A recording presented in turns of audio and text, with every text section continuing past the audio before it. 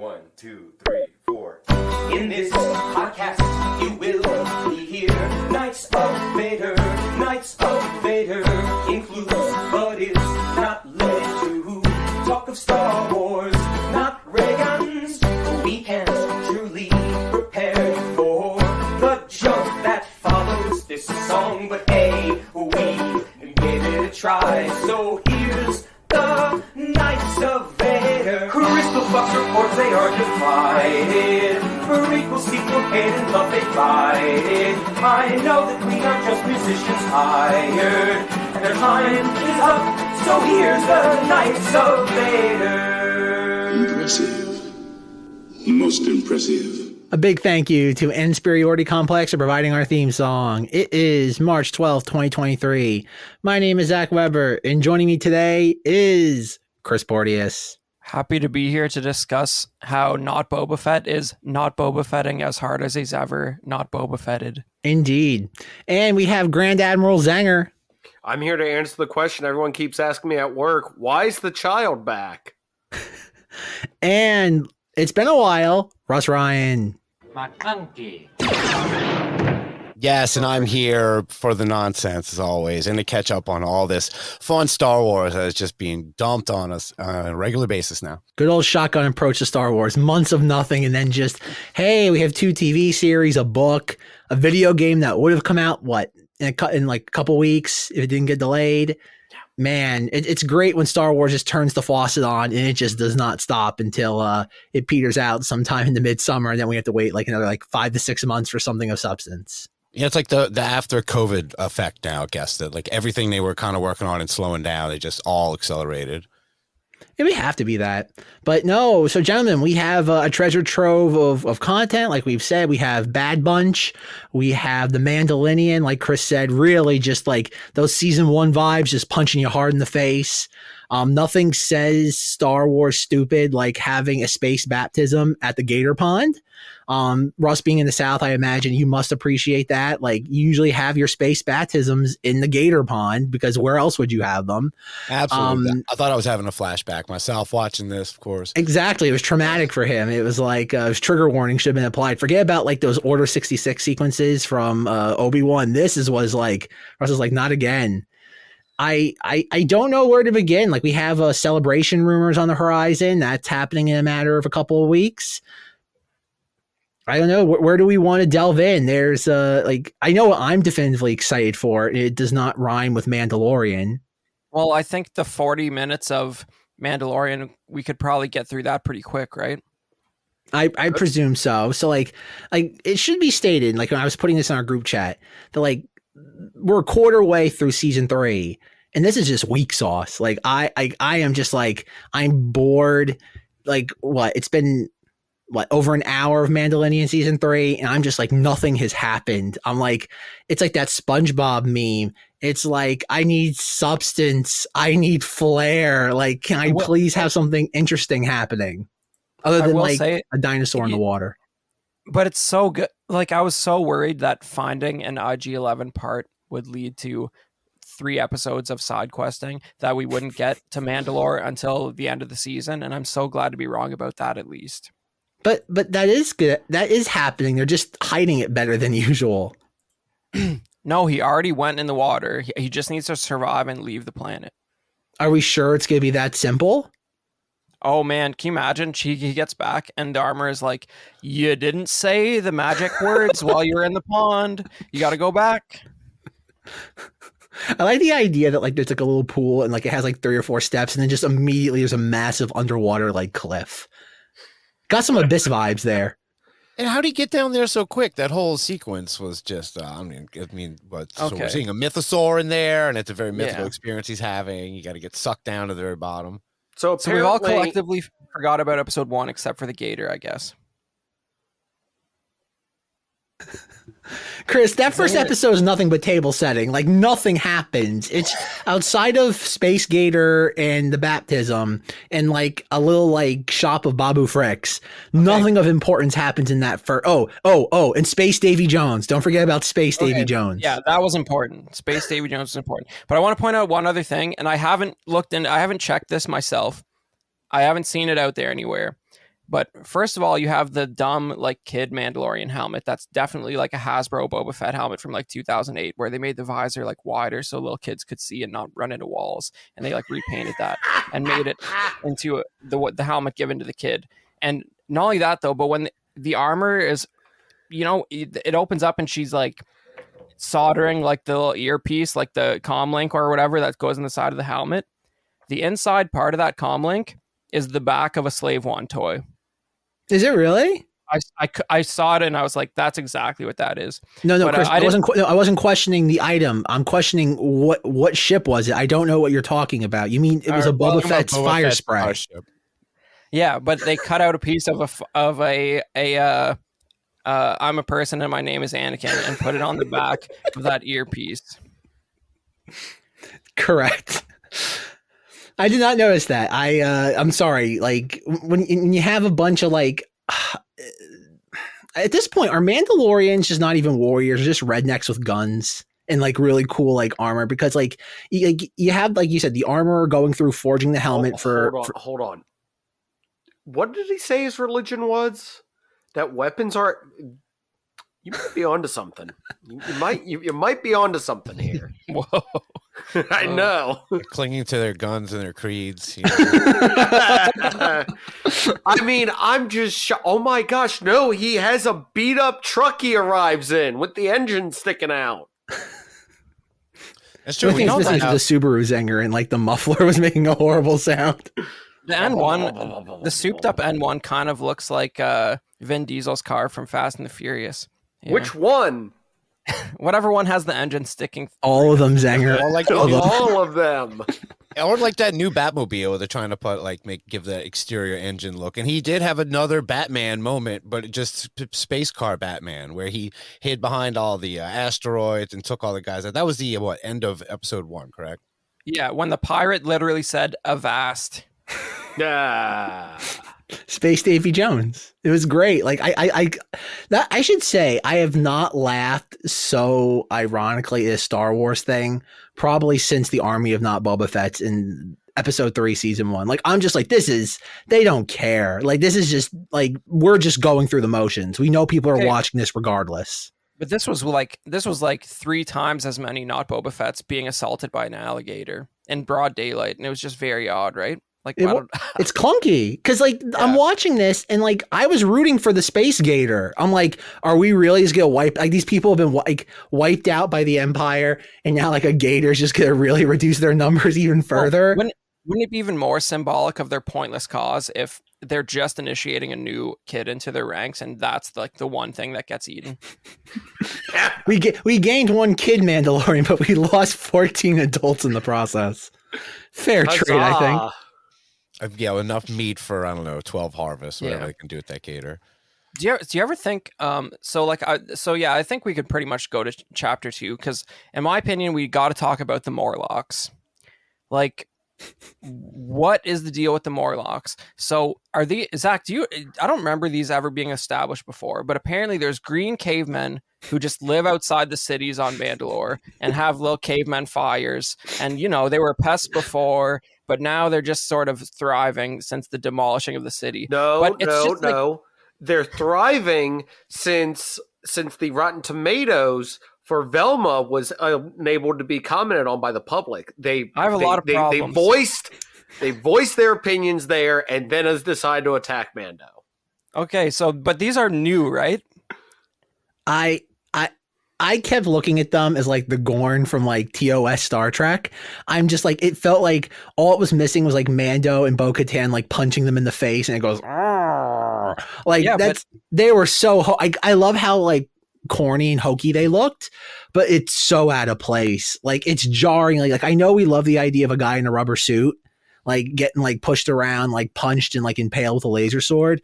But this, like, I at no point did I buy the illusion of this. Like it's a dude in a rubber suit. But it's even worse than that. Like, do you remember during Mandalorian season 1 when like some people were like, I don't know, he sure does kill a lot of wild animals. You know what I mean? People are bothered by the rhino being murdered. These are essentially native Mandalorians. Like the humans are not the native species of any planet in Star Wars, right? Like we don't know where they come from. They're on Naboo, they're on Coruscant. You know, it's like what is the deal with just slaughtering these cavemen? You know what I mean? I don't know. I find it very problematic. 20 years, they're going to have their own whole story arc with a new hero where we start to learn their culture and that they actually speak sign language, much like our Tusken. No. They speak in Braille. That'd be interesting. That's the thing. It's hard to make.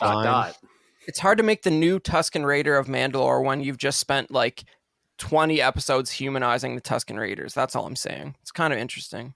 But I think the difference is that like the Tusken Raiders were able to use firearms. These are just the equivalents of like the apes in 2001. Like they're just figuring out now to use like a femur bone to like beat somebody over the head with. Like they're not that evolved, Chris. Speaking of using firearms as a religion. I haven't seen it yet, but I mark my words, somebody is going to be appalled by this. You know what? I am, because once again, these things have the intelligent level to watch HBO Max and then the intelligence level to go to Rotten Tomatoes and score a show terribly. Average of 0.9. Oh my God. Is it possible to go that low? No, that's the average. The average for the show is like 7%, but the average user score is like 0.9. So you tell me how that metric works. They got on Space Internet and did this.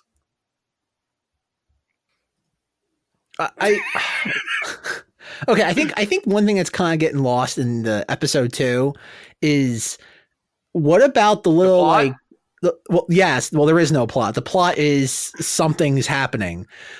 What about the little fly guy who's like a cybernetic like General Grievous, like, and he has like all these little different contraptions that he pulls himself like out of and then plugs himself into? It's pretty like cool. He was the best part of the entire episode. I can't wait to never see them use it again.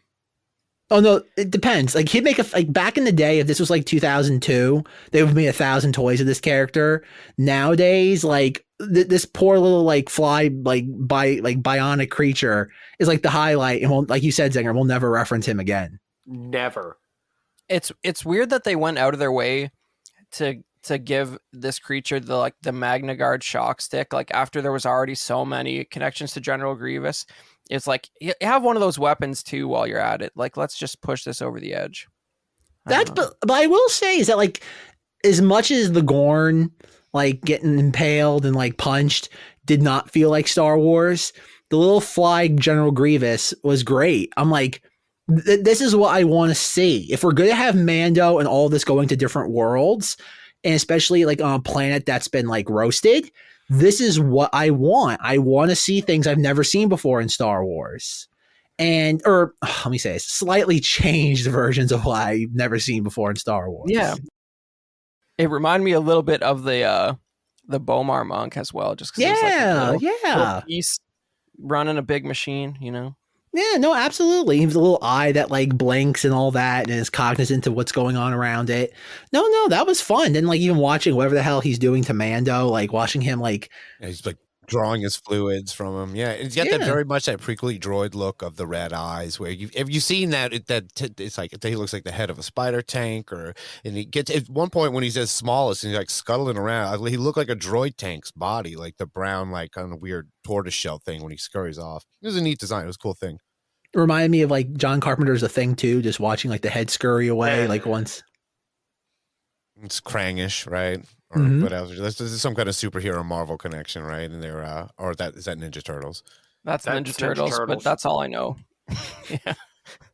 I've never seen a Ninja Turtle. Yeah. So what do we think of Bo-Katan and all this? Like in the first episode, she's just sitting there like lounging on her like pewter throne. And then, and like what? Everybody abandoned her. Her two cronies like are like they're embarrassed to be seen with me again after what happened on the Moff Gideon light cruiser, and I'm by myself now with my droid manservant. And then Axe Woves never recovered from his hot toy not being given a face sculpt, so he quit. Fair. If that's what she's pining over, Axe Woves and Sasha Banks. She never rolled like really deep with anybody. It didn't look like. And hey, we got to see her wield the old cyber sword, swing that thing around. I like how they made her way more proficient with it than Mando, because she has a lot of experience with it.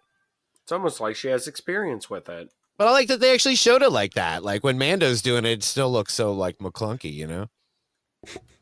Is that what this is going to end up with? Is him not giving it, but him like fighting with her over this? Or is he going to give her it? I know he already tried to give her it, but like, is this going to be like one of those things where like, I don't know. Like, I don't see him becoming ruler of Mandalore. I don't see that being their end game here. Well, what's the point of him? I mean, I know just going in there, but is the bigger part of this all going to be the re-rising of the risen civilization of Mandalore being pulled back together, and how we're going to save our planet from the Morlocks and the droid Spider-Man? Yeah, I don't know.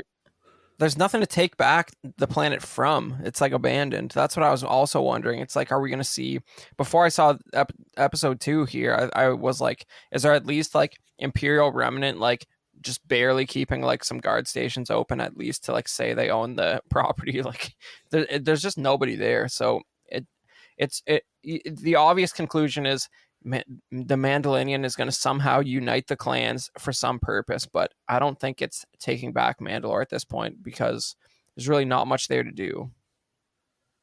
Wasn't the whole thing too like Mandalore has a bunch of moons and each house has their own planet? Because that's where Bo-Katan is. She's like on House Kree's planet, apparently going back to Rebels. There was for Sabine's family, they had their own planet. So like, just because like the hub is gone, I think the satellite planets could still unite. That's what makes the whole Armorer like tribe so peculiar, because like they have a home. They could. It's just that the hub is gone. They sound even more like space Mormons than ever, with each their own planet. Well, here's the thing: if House Carino takes on House Atreides in this, and then House Harkonnen, wait, wrong sci-fi. Whoops. Nothing? Zach, come on. No, that Dune sucked. Like, I don't want, no. The fact that they're making, again, no. I hope people come to their senses this fall and they're like, nah, this wasn't that good. Like, as clunky as David Lynch Dune was, at least it was fun. Just all these references just flying past people. It's great. Almost like, once again, I think Zach made a very good point. Episode 1, table setting. Episode 1 had no point to it. No point except for to be like, hey, we're going to remind you of everything you're supposed to do. Also, there's this weird IG 11 or 88 or whatever the crap number is storyline that's going to take all 5 minutes, but we are going to stretch it. Also, put a pin in Space Pirates. They might be back. Who knows? They spent a lot of money for that quick scene, and I feel like we're going to get more of that. I should say it's Space Pirates like Eclipse Star Destroyer. Yeah. Great. Like, that was great. Like, Pirates do have a Super Star Destroyer. But I will say that's not a Super Star Destroyer. It's not a Super Star Destroyer. It's supposed to look like it, but it's not. I will say more money went into that one shot of Davy Jones's space Flying Dutchman than I think went into the entire visual effects budget for Obi-Wan Kenobi. Because I'm like, wow, they can actually still do this right. I'm like, okay. And then like Space Davy Jones looked great. Apparently the online rumor mill is stating that he's going to be like a villain in the Skeleton Crew show. That's what the rumor mill is stating. Like, that's supposed to be his like introduction into all this. Who knows if that's true or not. What? So we're gonna have a lot more well-painted head pirate guy mask. Man, they really, really put it all out for that main pirate guy with the mask. Like, you could tell the extra paint adaptation to it. Like, and we had a Green Rodian. Is this the first live Green Rodian we've had yet? Of the Disney in the new era? No, but it's the first one where they had one in season 2. Where I can't remember if it was season 2 or the Book of Boba Fett, but Mandalorian, it must be Book of Boba Fett, because he gets his new N1 and he's flying past a space bus and like a little baby green. We talked about this. Okay. We talked about it. But that baby green Rodian talks and his mouth doesn't move at all. This one they animated the crap out of. This looked great. Yeah, it did. It looks like, it looked cool. It was a cool little extended scene. But then we learned that, Pelly is just like ripping people off like crazy, which is, that's a kind of cool angle. Boon to Eve week. People are actually like, I've heard people like in the like way too engaged fan base talk about how they're like genuinely disappointed in Pelimoto as a person for ripping people off like that. They're like, I thought this was she's a not character I Han was Solo. supposed to Okay. like. Yeah. Yeah. Wild. Congratulations if you're one of those people. You were betrayed. It's like it's like finding out your mom steals from the grocery store. Oh God! So what? Okay, I'm trying to think. So Carl Weathers. He has a really cool cape with a little manservant droid as well that carries it for him. Space pirates that want to drink in the elementary school. That I laughed at that as well. We're still Like we want to drink in the school. It's like, what is happening right now? It's like the PTA meetings when I was growing up all over again. It's an interesting hill to die on, you know. It's like literally. I can't see this escalating badly at all. This is what I'm most passionate about right now. The fact that we have this meeting with alcohol inside that elementary school. Carl Weathers, sorry, Space Carl Weathers. We've got this huge building we can use as a school now. We just built. It's got all the no. They learn at the bar. Like we're supposed to. Oh my God. You know what's so funny is that, like, how would you even recognize that city? Like, you look at like what it looked like in season 1 compared to now. Like, how would you even, like, they literally blew up the bar in season 1. Like they literally put an incendiary stormtrooper in there. Like, I don't know. Like, there was no bar left at that point. Wait, it's like when they demolish something and they like build something like a Kmart in its place, and they're like, I guess this was like a hotel at one point. Hold on a second. Are you saying that this series is taking place over multiple years and there's nothing except for an interview that has stated that to us? God, I was afraid we were getting into this. Okay, Zenger. Oh no, people are really blowing that out of proportion. Okay, what Jon Favreau is saying as a very basic person is that he's like, you might think of it like it's been since Mandalorian season 2 ended real time till season 3. That's all he's basically saying. I mean, here's which is literally 2+ years. My questions are like, wait, this has been taking place over multiple years. I wish there was some other way to point that out aside from them just vaguely saying it's been a while. Well, what the crap does that mean in this universe? Whereas once again, I've had several people at my job come up and go, why does he have the kid again? And I'm like, did you watch Book of Boba Fett? Book of what? And I'm like, this is the problem. No, Zenger, this is the way. No, this is the problem. We actually got an on-screen BBY in Andor. It's amazing. Yes, I'm saying. I kind of wish it was a simpler way of expressing the time in this. To write if there is a time jump, like when it starts, all right, this is the current year, but that seems to be a little more confusing now. Chris, you might know, like that Star Wars Timelines book they announced like a year and a half ago, and it keeps getting delayed like every 6 months because like I think they're afraid to publish it because of just like the hellstorm it will unleash once they do, like an actual definitive timeline book produced by Lucasfilm. Highly inaccurate. Well, I also get these same people going, oh, I mean, this takes place before Luke and all them, right? Zenger, just tell him Darth Maul's still alive. Just tell him Darth Maul's still alive. No, I heard you with that. I want to know what Chris said to see if it's more intelligent. Well, just that Luke was literally in season 2, that's all. So it definitely takes place before he exists. Like I said, there are people I talk to who are all about this. There's other people who come to me going, explain this to me. And I try so hard. And I don't say go listen to the podcast because I don't have to show them how to use an app to find our podcast. But doesn't that illustrate why we're basically all screwed? Because like that's who they're making it for. So it's like they, on some level, they know that the vocal criticism will be from people like us, but the average viewer is people like them. Well, the funny thing is, he goes, do I have to watch the series? I'm like, yeah, it's the Boba Fett series has good moments. They're mostly in the beginning. But I said, I'm like, if you want to know why the kid's back with them, he goes, can you explain it to me simply? And I went, yeah, he's basically given an option whether to go back with Mando or stay to train as a Jedi. And he, of course, chose to go with Mando. Oh, thanks. That was a lot simpler than me watching the show. There's nuance, but whatever. It was just that one-off episode, right? You kind of, they kind of showed pieces of that, in their little last time on the World of Man. Everyone skips that. I skipped it because I'm like, I skipped it and it went straight to the end credits because the first episode of this season was just recapping what happened in the previous one, except for a 5-minute IG story, and also Katie Sackhoff sitting there like, hold on. Yeah. For the listener at home, Zenger is emulating the pose she's doing. I almost flipped out of my chair, but and not only is that's one of the funniest things. Not only is Bo-Katan just sitting in a chair of an empty palace with full armor on, but she sits there for like a few days at least. Like she is in the exact same spot, headband on, full on, not even in her PJs. She's sitting in her palace, not even an iPad or anything. And she's there just ready to rock like a couple days later to fly out to save Mando. Or fight him. She was going to fight him.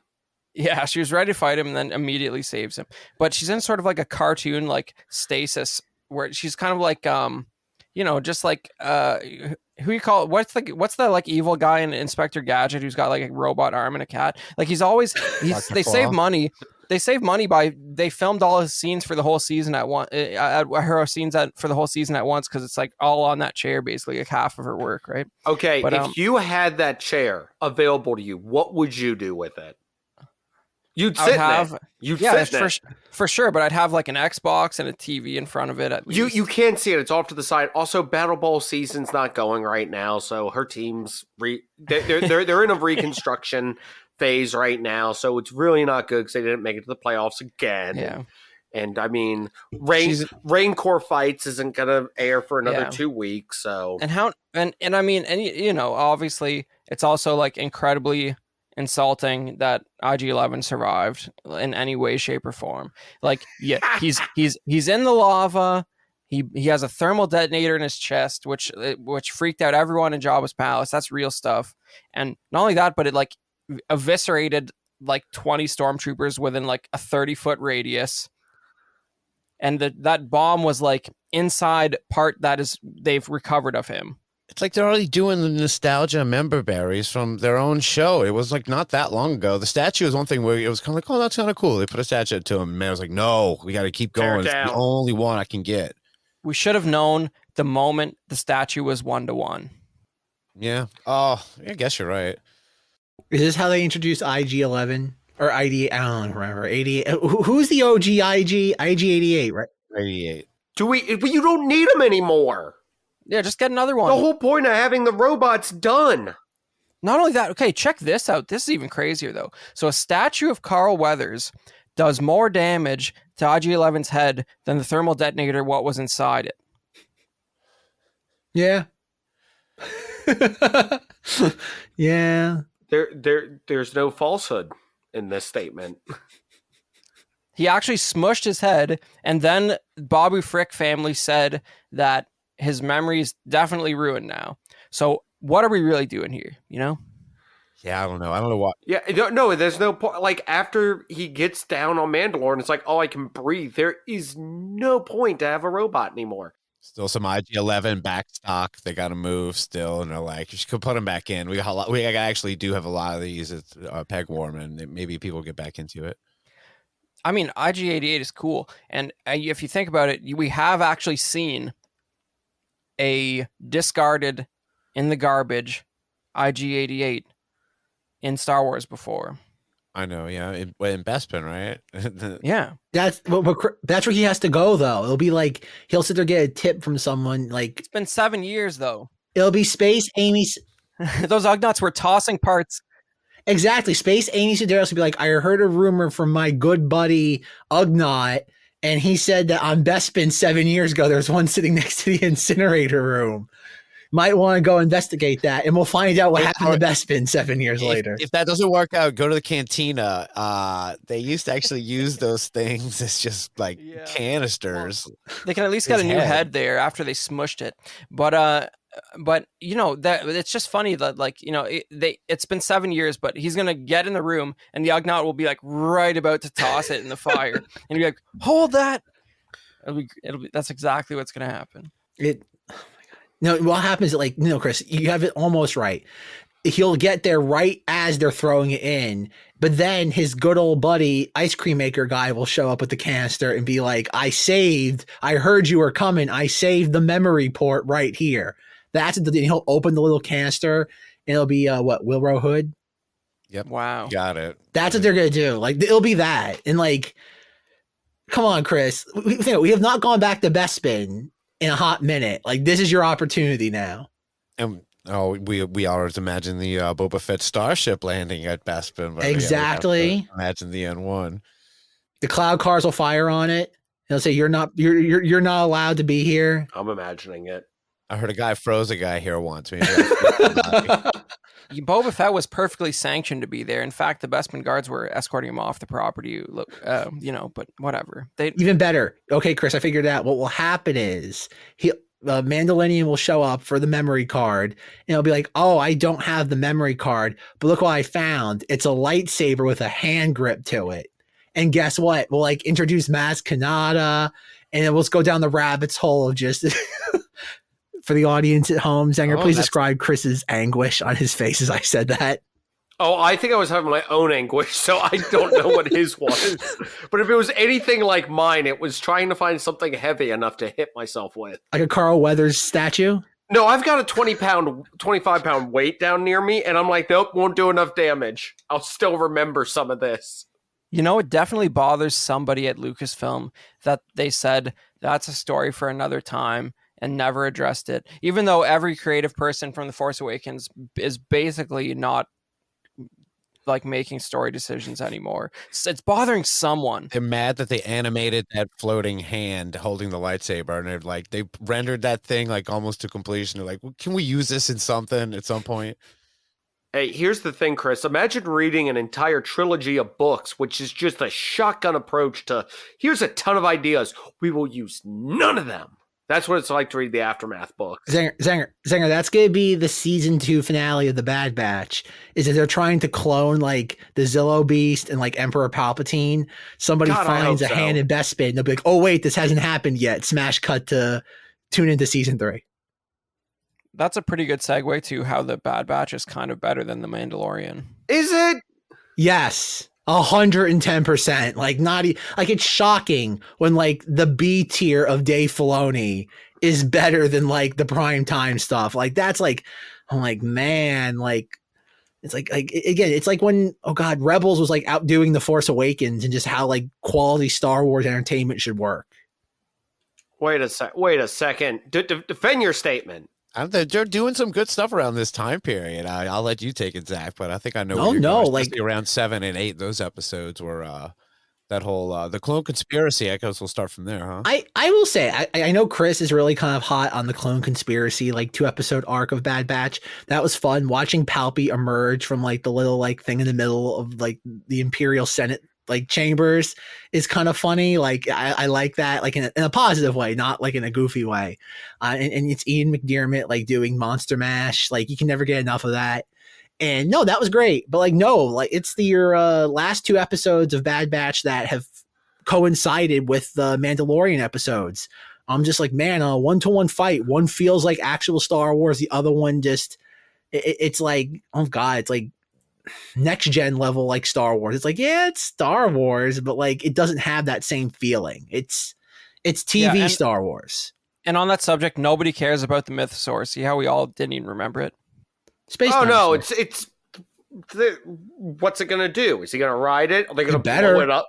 Are they gonna blow it up like they do everything freaking else in this show? Boba Fett's gonna show up and put a sonic charge down his throat. God, I hope. Blowing up wild animals is a Mandalorian's number 1 pastime. We should like. Need we forget that he legit disintegrated like half a dozen Jawas in the 2nd episode? He's like, they're stealing my truck, and he just starts like picking them off one by one, and not even like a humane death, like legit. Like I imagine at least that was a couple mothers and fathers in there. Like damn. Also, were the Jawas wearing beads for what is it? Sorry, Eve, sure. Yeah. What are they showing? Are they just showing their face? Yeah. And also those Jawa eyes were CGI, and I object to that. Yeah, that was clunky too. God, you guys pay attention. Also, you don't watch it at 4 a.m. like I do, like a pro, so I don't get stuff spoiled. Zenger's like, I have no idea what's happening, but it can't be spoiled for me now. But here's the thing. If you told me anything from the first 2 episodes, I would have been like, yeah, okay, whatever. Zenger, is there anything to spoil in those first 2 episodes? Like, if I told you there's a space dinosaur, would you have been like, oh man, you've ruined this for me? Oh, I would have been like, whiteboard, that thing. We've talked about it for so long and it's come to fruition. Hey, there we go. 3 years later, space dinosaurs. We can finally check it off on our High Republic bingo card. Yeah, wait, High Republic. Oh, no. It's more of an alligator. It's not even that cool. No, the mythosaur. Who cares about and whales, Giro or whatever his name is? I meant to brush up on like what actually was ever released related to the mythosaur in Legends. Do you know anything about that, Zach? Not really. Outside of it's like the Boba Fett like emblem. Like that's kind of my understanding of it. Does it even have an? Okay, please hold. I was going to say, I've never seen it even in any kind of video game matches. No, I don't doubt. No. They got this great picture of it from the episode. Okay, let's go to Legends because who cares about canon?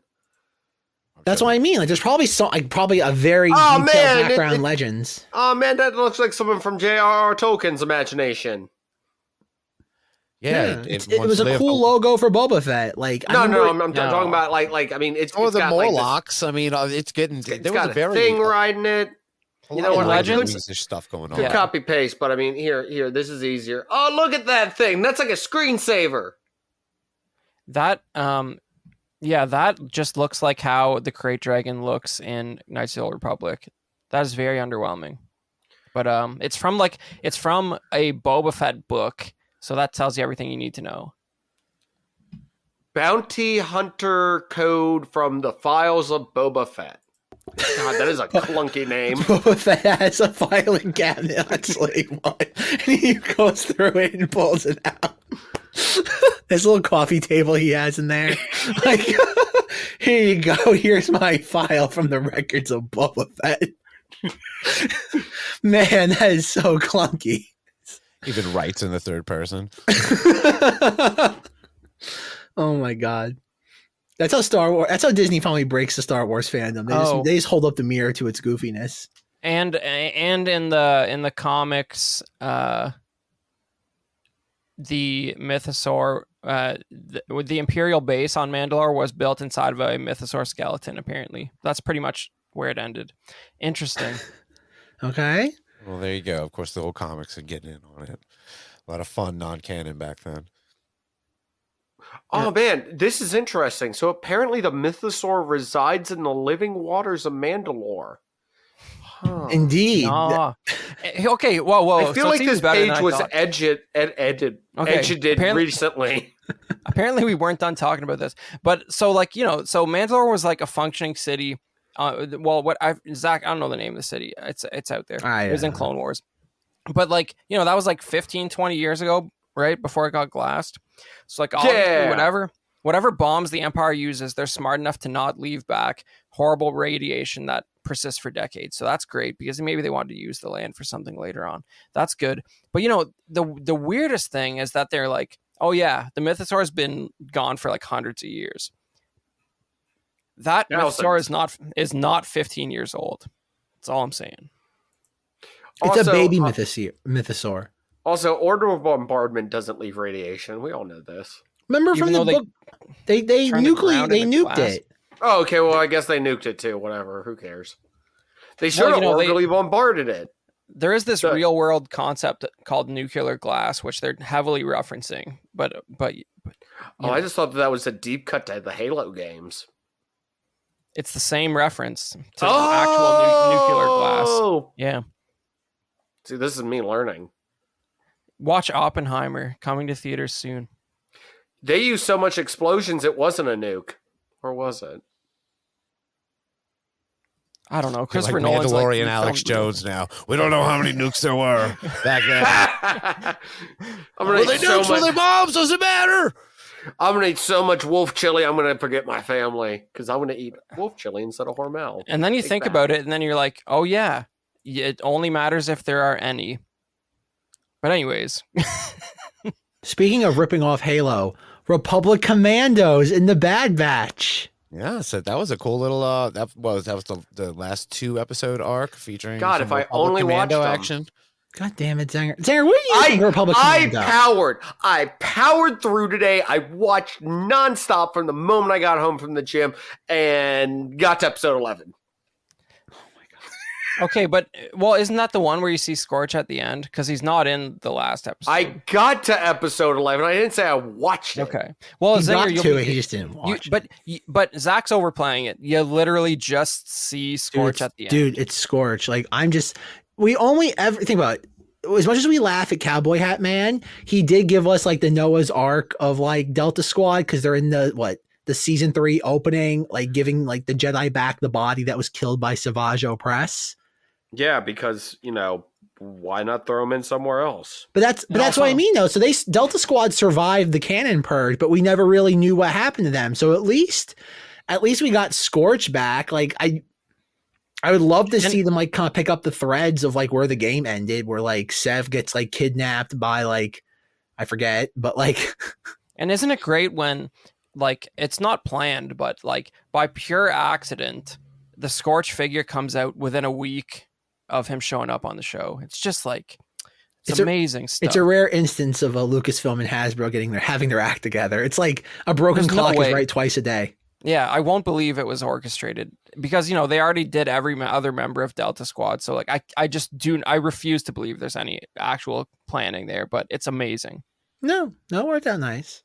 Well, they're not doing it with any of their other shit. They're just no Andor stuff, like, guys, at all. Like, the Obi-Wan stuff I felt kind of came and went, but I know Chris is about to pull something down because I think, look, yeah, we've never seen this. We don't know what that is. No one thought Andor was going to be good. They all were like, it's not going to do nothing. We're going to bet all on this helmet-wearing guy saving a kid and this other guy also saving a kid and beating up a burn victim. Well, I mean, but Bad Batch is like we gotta get over to the clone conspiracy. It's like literally, it's like a senator going up to like grumpy clones in a bar and being like, "Have you guys heard of the concept of pensions?" Well, we know this doesn't work. I mean, we all watched Obi-Wan, so we know this doesn't work out for anybody. Yeah. Also, I was like, if we were watching the episode, I would have been like, dang, Crosshair getting in here, getting work done, shooting up people. God dang, it's definitely Crosshair. He's doing side work now. And well, I mean, it was just another clone. I was like, oh dang, they got me. They got me good. Yeah, because he was sniping and he had a mask. Yeah, exactly. I was in the moment. I was like, it's going to be Crosshair. It's going to be him doing some side work because he isn't getting sent out as much. But he was just a random clone, though, right? Or yeah, I know. I was so angry. Nobody. I mean, it's a real shame you didn't get to the end, Zenger, because like the last episode of the Bad Batch, which was it 11 or 12, Zach? I don't know, but that is some spicy content right there. You mean even more spicy content than Ian McDiarmid have nothing better to do than to actually voice Palpatine? Kind of. Ooh.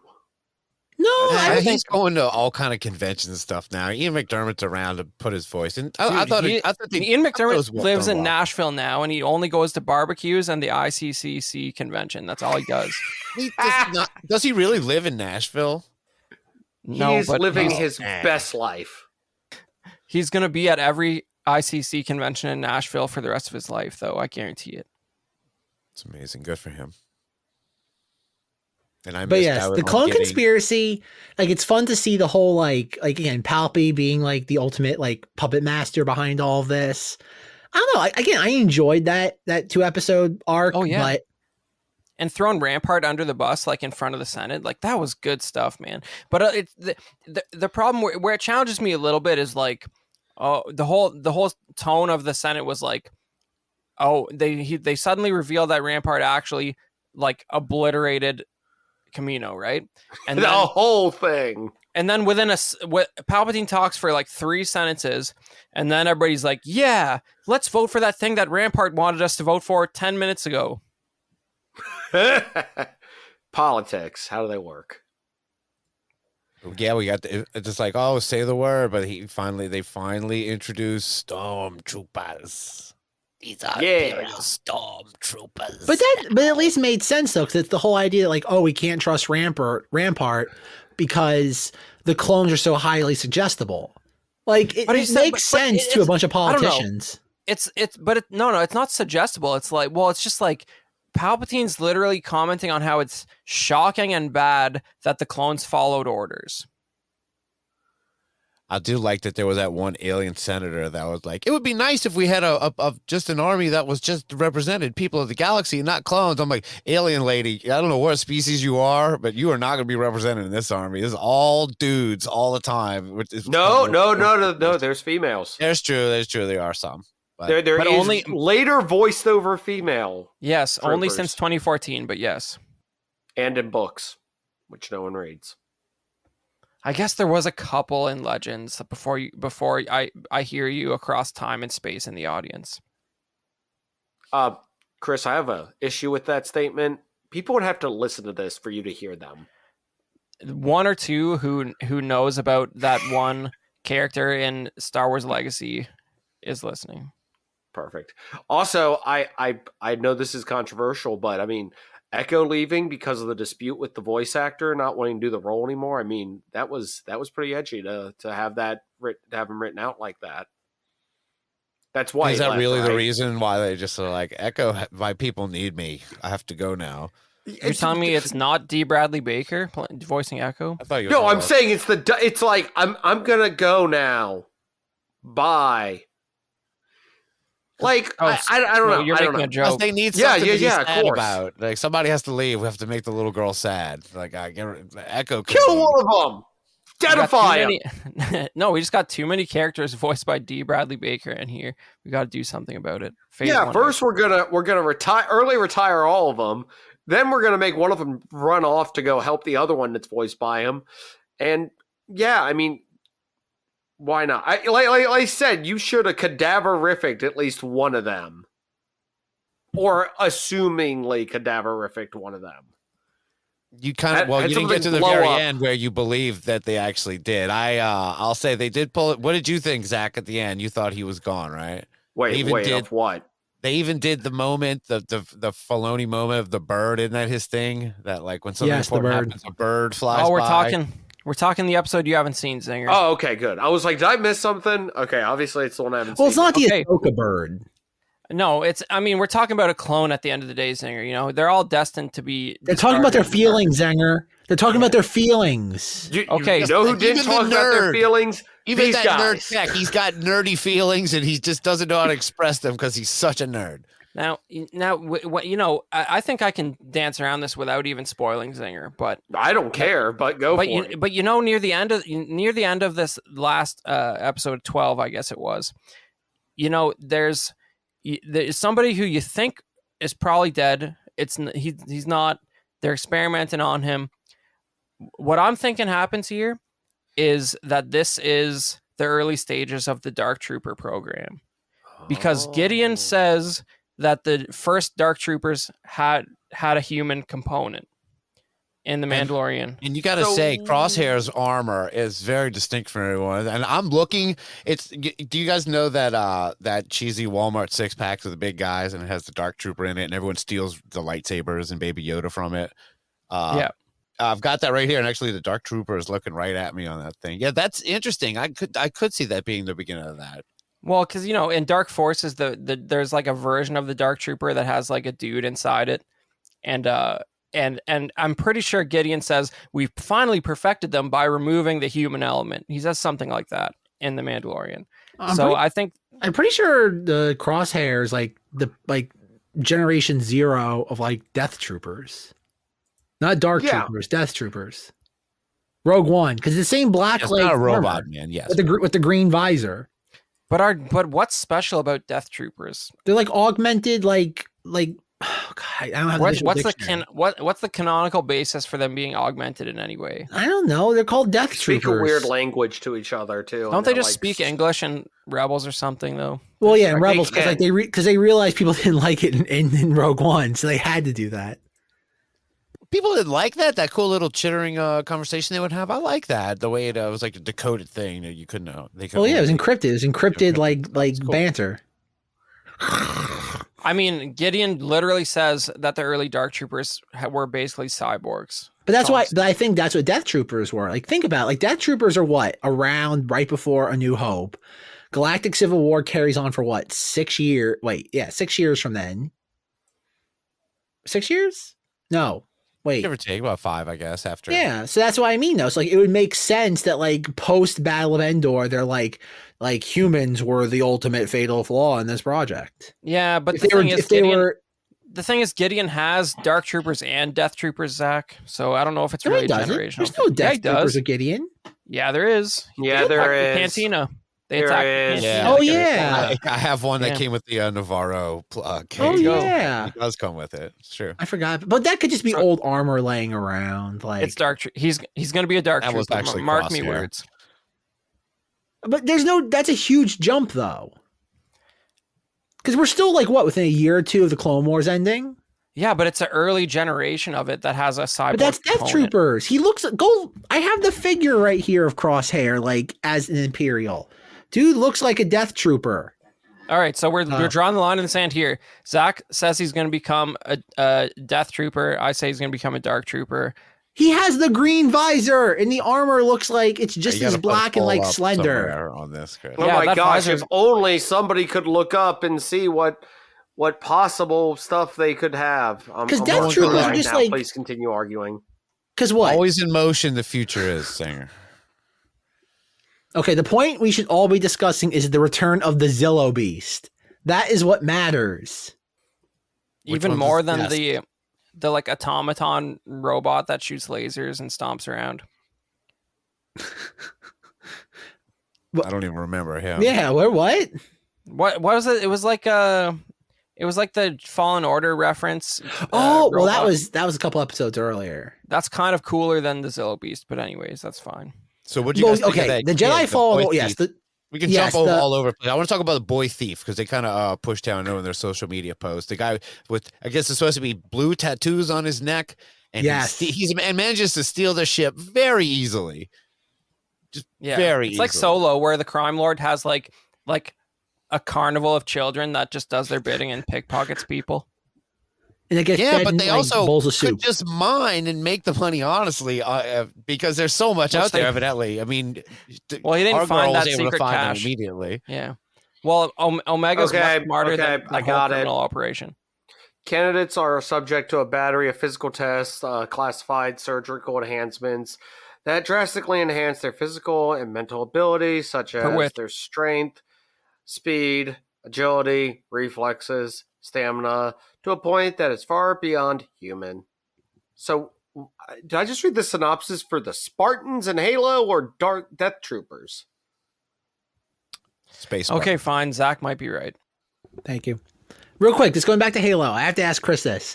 Is the Republic Commando video game just like Lucasfilm's equivalent, not Lucasfilm, of George Lucas ripping off the Halo franchise? Oh, absolutely. No, because the blue I would visor. say no. I'm going to say no because Republic Commandos 2005. The closest thing in Halo is Noble Team from Halo Reach, which is 2010. Yeah. But it's the idea of having somebody like, okay, look at Republic Commando armor compared to a Spartan or Master Chief. Delta Squad is Noble Team, man, but I don't doubt that, but I mean just the idea of like go look at Clone Trooper armor compared to like Master Chief. It's a pretty big leap. Then look at a Republic Commando versus Master Chief, and you're like, I can see where keep in mind what that game started development like in like 2002, a year after the game, like Halo OG is released. Well, yeah, and it's a first-person shooter of a bunch of guys with space helmets on, I guess, but that's why I've always wondered that because like you look at the two just design wise, not saying they're similar games, but I can play it right now. I know you can, Zenger. I mean, Republic Commando is kind of like closer to Halo 5 gameplay wise than any other Halo, which is gameplay wise they're night and day outside just shooting like aliens. Yeah, but Halo 5 you actually did have a squad of like 4 people that you could give very basic commands to, which Spartan really reminded lock. me. Yeah. Yeah, but Republic Commando is available on Xbox. If you haven't played it, spend $10 or get Game Pass, whatever it is. Do yourself a favor. It's good times. Or if you're on PC, you can get it on Steam for a price. 99 cents, hopefully. We can get on the Nintendo Switch. Nintendo Switch. Good stuff. I don't know, guys. Like that. Bad Batch has had some great episodes. The last one I really liked. It gave me a little bit of vibes of The Thing. There's this like band of mercenaries that are like sort of sacking this Imperial outpost, and I thought we were going to find out that those guys were all like defected clones or something, because they're bandaged up, like wearing like some stolen clone armor parts, and they never show any of their faces or reveal who they were even by the end of the episode. So I don't like, unless they're like Saw Gerrera cronies, like it's kind of weird. But I like that episode just was like so cinematic compared to like fighting a giant crocodile. It was great. It's almost as if one story too, just like two main characters are following. It completely, almost seems completely detached from everything else going on, but still connected in that you actually care about what they are trying to find. But even though when you find it out, it's like, well, you kind of expected more, but they're still introducing new clones voiced by D. Bradley Baker, who I can learn about, identify as an individual, and care about, and he dies within one episode. It's crazy. And he'll sell a figure for sure. He had a cool, like, he was a 60s hippie looking. Yeah, he had a righteous beard. Hippified. Yeah, he definitely. And then bandaged armor. Like, I wonder if they're going to just reissue a Clone Trooper Black Series, but like put like minimal soft good bandages on it so they can make that guy. Because that would be a way of doing it without making a new mold. Hasbro should listen to this podcast, Just make Mr. Clone. He's like Barbie, and just go buy different outfits and hairs and bandages and every bandana possible. You can make your own Mr. Clone. That would be too economical. They couldn't reissue the same parts with a different label that way. I guess they could keep it on the shelves for a really long time. Chris. Yeah, but it has a hat or whatever it is. Right. No wait. It has a hat. Wait, they're like the My Generation or whatever those dolls are. It's My Generation. You've had to buy one American for a Girl kid, dolls. didn't you? Yeah, American Girl dolls, where you get them and you can buy the accessory sets so you can put different stuff on them. You can also do it with the Mandalorian too. Have your own Mandalorian. Every house will have a Tamora Morrison blank slate to do whatever they would so choose. I'm going to have you be in a terrible show that you'll even hate. Wow. Yeah. He's like, I'm in Obi-Wan? Right?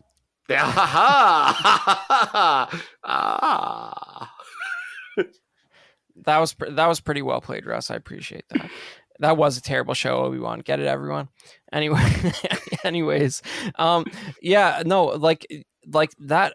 What a time to be alive! Like the Star Wars cartoon is better than the live action show, and there's currently also a Star Trek show coming on TV every week, and it's even that is shockingly better than the Star Wars show. It's just crazy.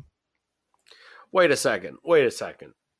So I know this was brought up, and I'm kind of interested in it. So there's a clone theory going on with Mandalorian? Because if it is what I think it is, I'm down for it. It is, yeah. I think that's what they're going at. That the Emperor's whole interest in this is that he has a side project where he that's the whole story with not Tanwi. Who is it? Lamasu?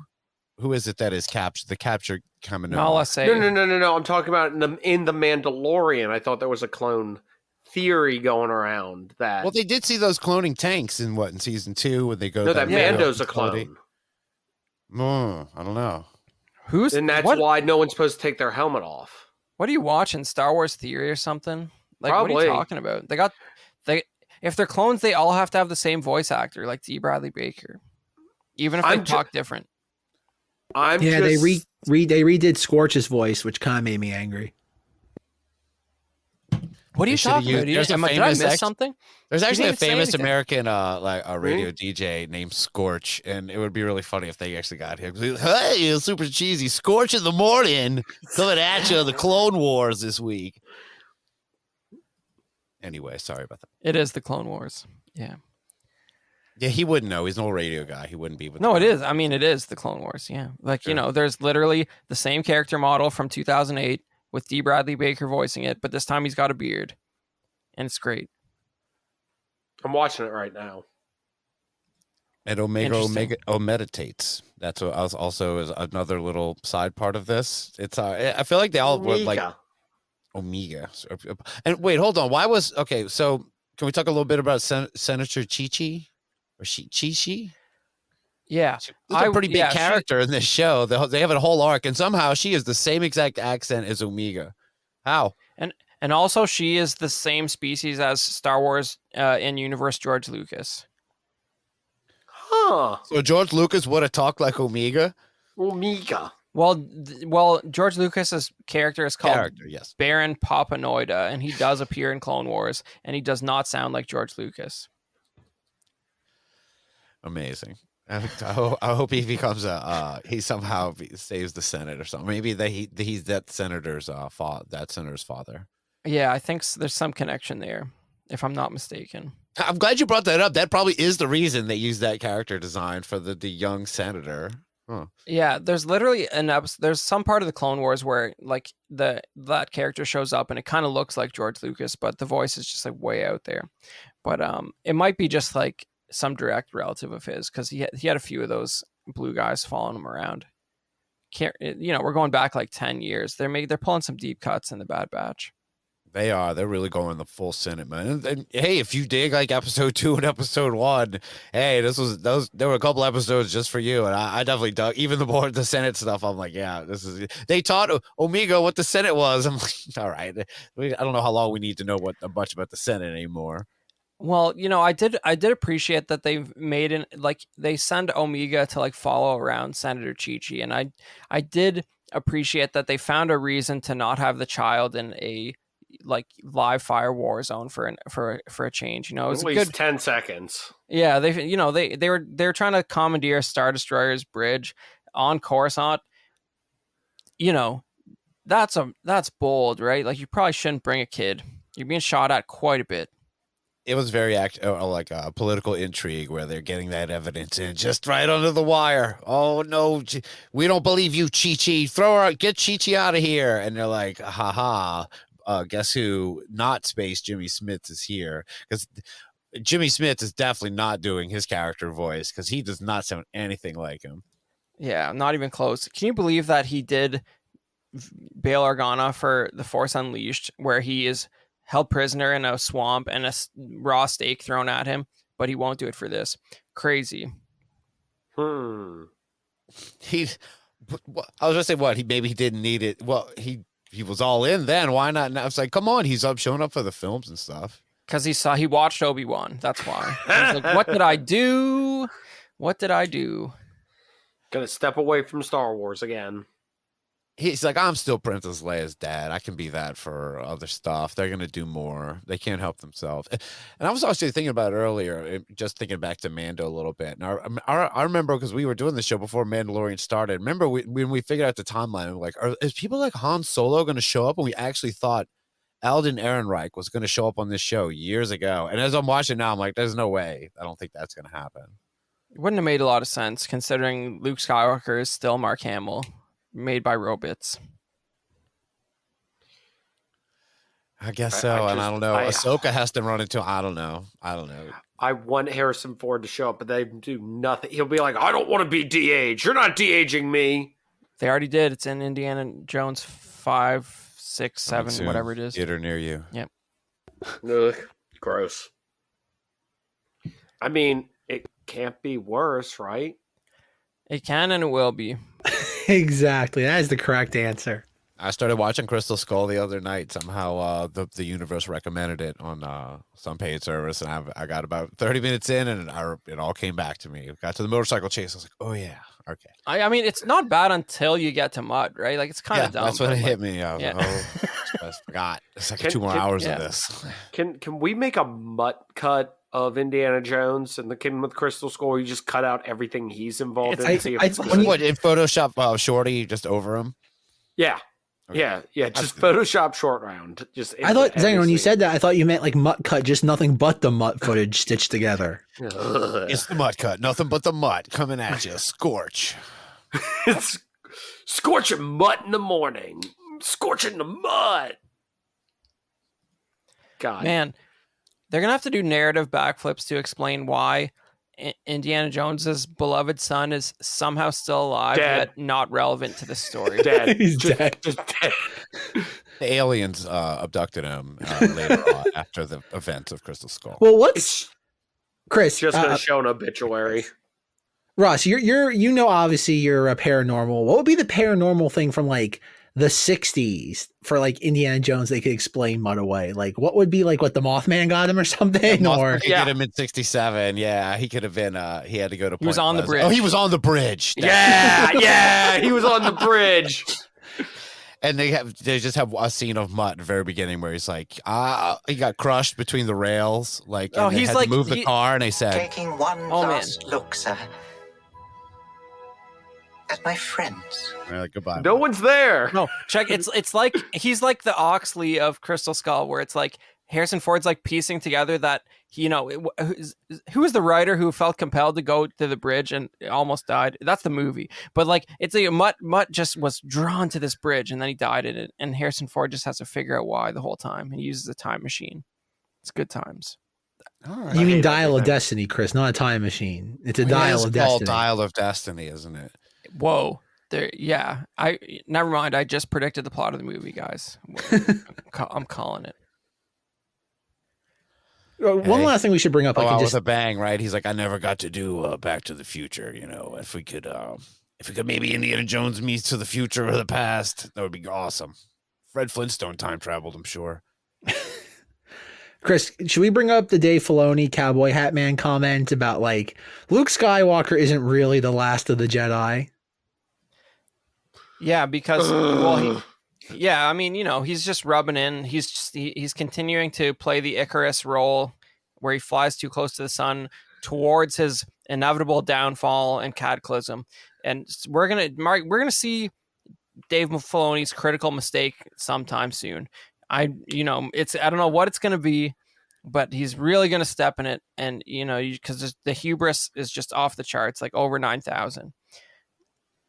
Oh yeah, when you start to see the figures of his guy and everyone, it's becoming. Wait, Lucas wouldn't dare ever be like, and guess what, guys? It's me. Yeah, and he talked like he's like, and remember when he was like, oh man, Favreau really wanted me to do a cameo in Mandalorian, but I resisted as long as I could. But now he's in like 5 episodes, and he's got like his X-wing helmet is available as a like full size replica from Black Series.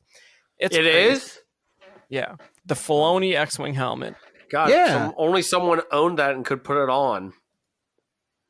Oh no, it's a return of. Well, it looks like Zenger. No, I don't own it. It looks like Zenger missed the Luke Skywalker X-wing helmet, and he had to settle for the Filoni X-wing helmet. Tragic, really. Where's the wedge one? I'll take the wedge one instead. The one nobody wanted. No lie. No, I would take a Snap Wexley before I'll take. Oh no! Cowboy. Before I'll take Cowboy Hat Man's helmet. And that's I want a Biggs. Give me Biggs. Give me that checkerboard. Yeah, that'd be good. I don't know, Chris. Which is worse, the Cowboy Hat Man helmet or the Snap Wexley? Which is worse, objectively? Well, I mean, no. Greg Grunberg didn't do anything to like shape the future of Star Wars, so I don't know. Well, no. The Snap Wexley is definitely worse because it's like the Poe Dameron helmet. Oh yeah, it's no Asti for sure. Hey, wait! Remember when they had all that stuff from Snap Wexley where they talked about how he loved building robots isn't Wedge like his stepdad or something? Yeah. All this would be important if it was relevant. Right? Yeah. Snap series is coming. They canceled every other series. I got to start finding something people care about. Rollerblades are in the dirt, right? They're off the menu completely. That's completely dead in the water now, right? What? Yeah, right. Didn't they announce 2 shows are just completely axed now that they've been talking about for a long time? I think movies too. Yeah, I mean, that's not a surprise to anyone, but they officially said that they're not doing it. There's really basically nothing in the works. Well, maybe it was like Variety, I think, that was like, all those movies they've been telling you about are all officially like scrapped. Especially Patty Jenkins, but yeah, exactly. Especially the one we actually made a video with Patty Jenkins to hype up. That one's definitely scrapped. Taika Waititi seems to be the one that they're like really good. That's going to be the next film. I think that. I mean, we say this now. I think that is the next thing that will be in cinemas. If that's the only thing that looks like it has a chance at this point that they're even talking about. Yeah, Which but one? you have that new Taika's. No, well, okay. The current conjecture is that the Damon Lindelof movie is going to be your December 2025 movie. episode 10. It's a whole nother year. Episode 10. Hold on, a year and a half. Like it's 2.5 years. It's only one more season. Yeah, that's what you said last year. Oh, wait, I do have a problem with something. All of it. Sorry, going back, what's his name? The guy that glassed, Camino.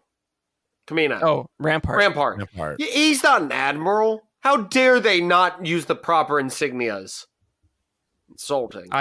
I don't believe they would make a mistake like that in an animation, Zenger. You really better back that up with some evidence. I'm working on it right now.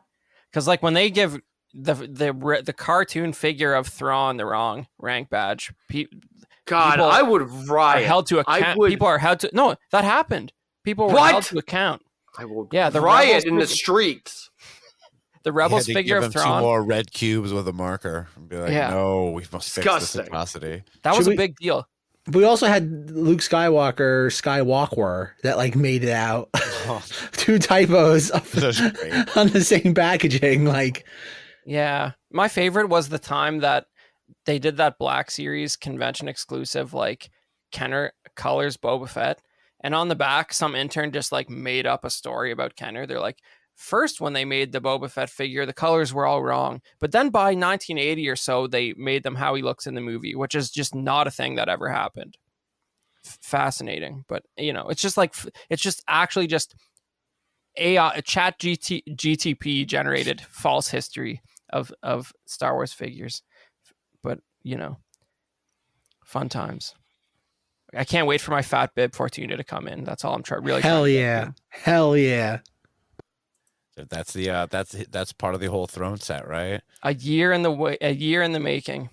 That's the one thing I do like is making my Jabba Cantina diorama.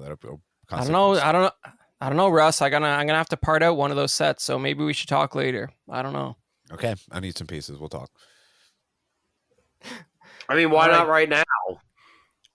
No, that's okay. Well, that's okay. I have no idea. Let's talk. Anything's better than talking Mando. Let's talk about piecing it together. Okay. I think somebody said earlier there's been 3 episodes of Mando. I thought there was 2. That should tell you something. Is there 2 or 3? I could not objectively tell you. 2. He's counting the Boba Fett episode. Oh, I guess. I have no idea. There's only been 2. Yeah. Yeah, well, they did literally, the Armor and Mando did literally have the exact same conversation over again that they had in the Book of Boba Fett. Yeah, I thought they were showing the flashback when they had the conversation. I was like, wait, we did the flashback in the beginning. I'm like, oh, this is just part of it. Yeah, no, oh yeah, you're right. It was in the recap, and they just had it again right after the recap. Yeah. But there was a mythosaur, so rejoice. For everyone who never wondered what the mythosaur was, you'll get to kind of see it quickly. And you ever see how space whales at one point? Oh yeah. Well, you know how because of the Mandalorian, the mythosaur symbol used to be an edgy, cool Star Wars T-shirt, but now it's just boring and everyone knows what it is. Oh, how many? That was the first tattoos I saw on friends that were Star Wars related were always mythosaurs. I know a few people that was their first tat. I don't have any Star Wars tattoos personally, but I've seen plenty. Well, I don't know. It's a little bit. It's running the risk of becoming mainstream instantly. But Tom Spina, the guy who does the Regal robot stuff, he has some licensed Star Wars merchandise. He put out a skull that's on the earliest costume of Boba Fett. Instead of the mythosaur skull, it's a bird skull instead of whatever they ended up with. It's just it looks like an ostrich skull or something. But why the shit is this in Spanish now? God dang it! Disney Plus is switching the languages on Zenger. No, but, Wikipedia is. Well, then you accidentally clicked something. I think I did. I'm just saying there's a more like OG elitist Star Wars fan skull that predates the Mythosaur skull, and I think we all need to adopt that as our sign of being better fans than everyone else. I'm going to get a tattoo of it.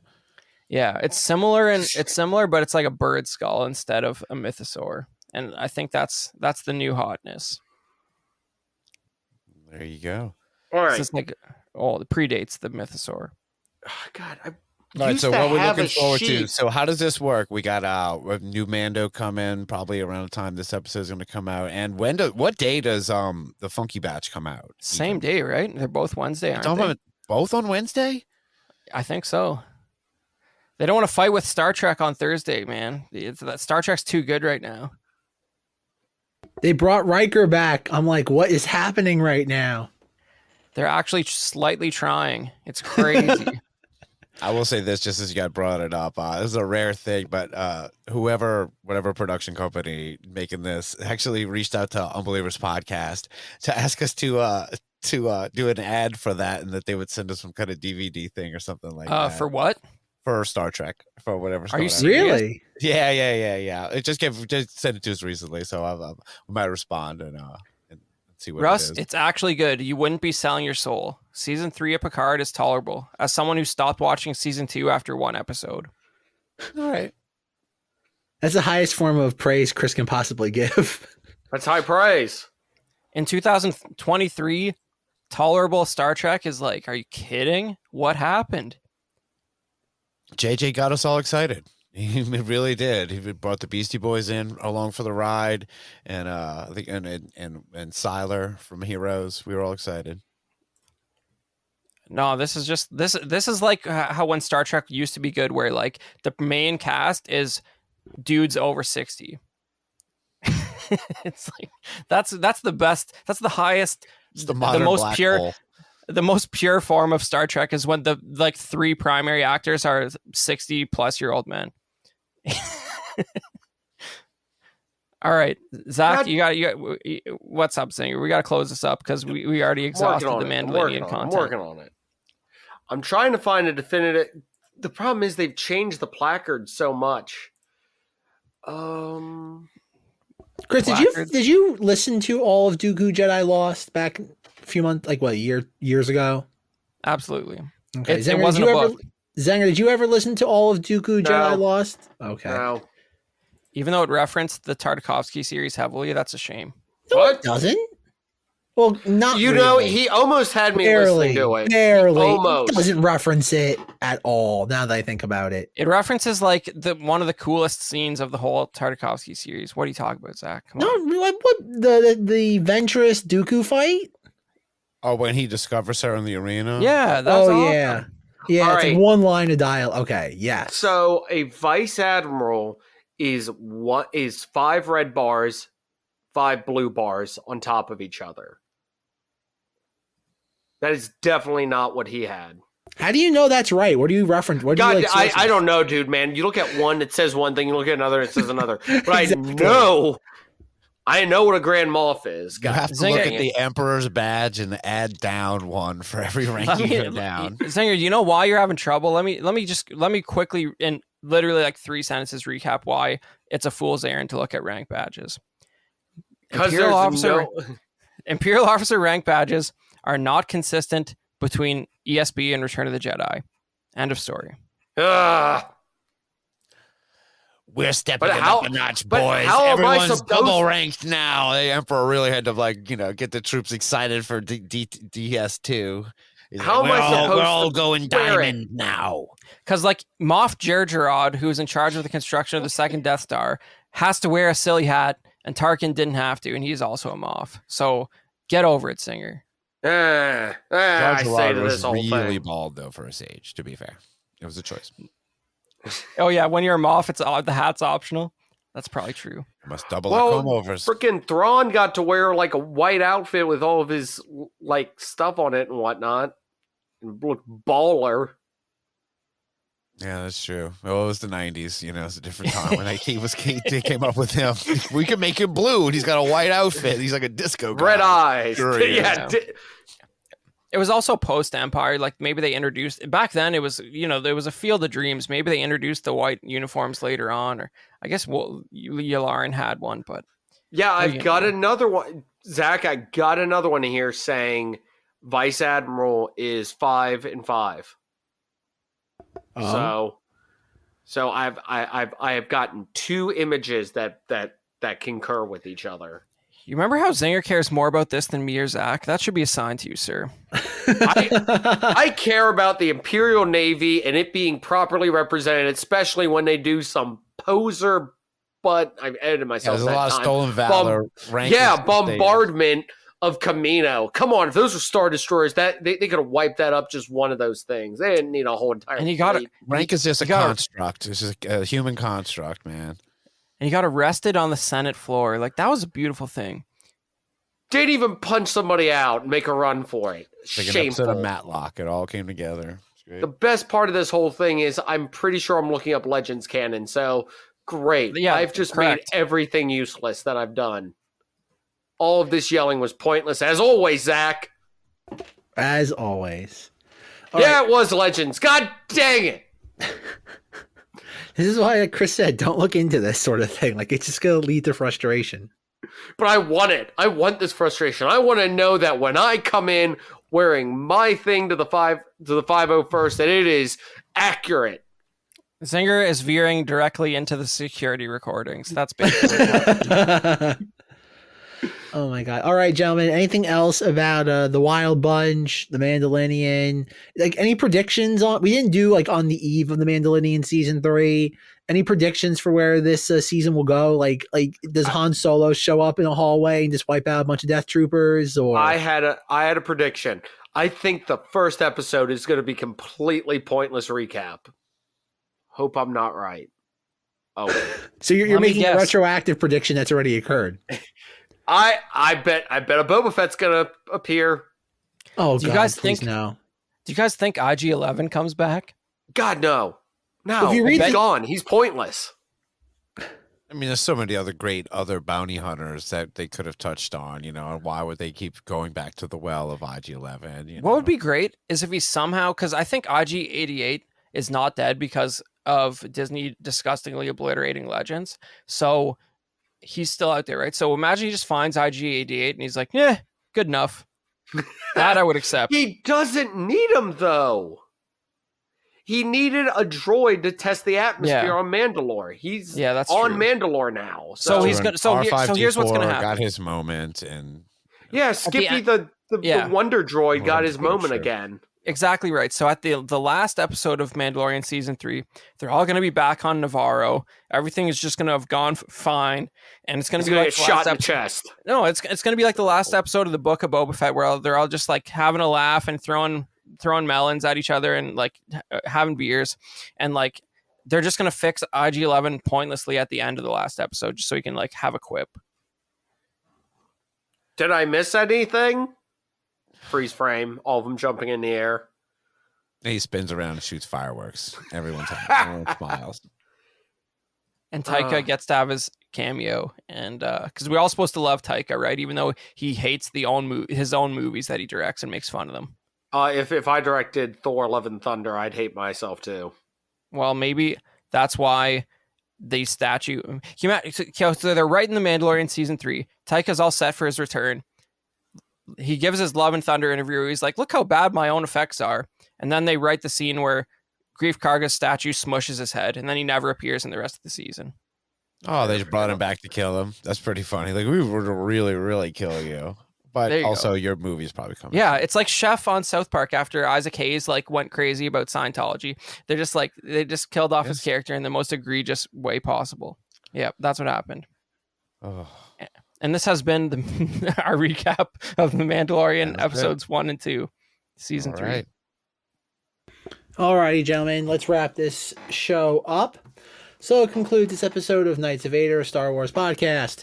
Check out our Facebook group, Knights of Vader in the Facebook, and you will find us there waiting for you. At KOV Podcast on Instagram. Harass Chris as to what ranking badge for Imperial officers matters the most.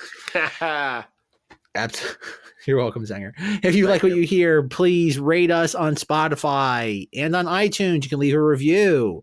As always, check out the show notes to hear more from An Insperiority Complex. And gentlemen, when you are not on this podcast discussing space baptisms in the crocodile, where can people find you, Chris? You can find me at the Chris Porteous on Instagram. And, you know, around the time we're posting this, people are getting hyped up for Celebration. I wasn't going to go, but now I'm going to go. So if you're out there in Celebration and you want to come say hi, I will once again be filming the collector's stage at Celebration. So I would love to say hi to somebody there. So go ahead and try and find me. That's it for me. Alrighty, Zenger. Did you talk about Thor: Love and Thunder on ZengThis? Nope, it was a mislaid episode because that's the one where we got Ellie to watch it and then made her make a D&D character instead. Oh, okay. Sorry. Did you review Black Panther 2: Wakanda Forever? No, I need to watch it. And no, I haven't watched Black Adam either. But we did. Did you watch Crimes of Grindelwald? Black named films you would like me to address, Zack? But we did talk about Velma. Of course, the important cultural touchstones of the modern era. Velma. Yes, Black Adam, Black Panther, and Black Velma. We've touched on all three on ZengThis. Check out ZengThis. Well, okay, Zenger, he just shut you down. You're done, Zenger. You lost your spot. Russ. Dang it. All right, Russ, have fun topping that, but go ahead. Before anyone recovers, go check out Unbelievers Pod. Thanks a lot for having me on again. It's fun to be back. All right, guys. Good night, but not goodbye. And as always, may the force be with you. Remember Alderaan! Down with the Empire! That too.